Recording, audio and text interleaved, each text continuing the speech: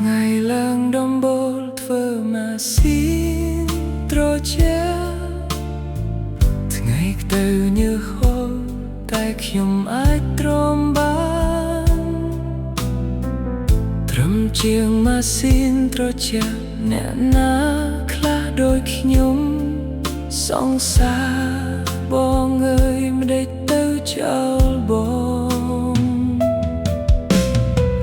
ខ្ញុំត្រឹមជាជាងមិនសូវមានអ្វីមានតែបេះដូងស្មោះចង់មាន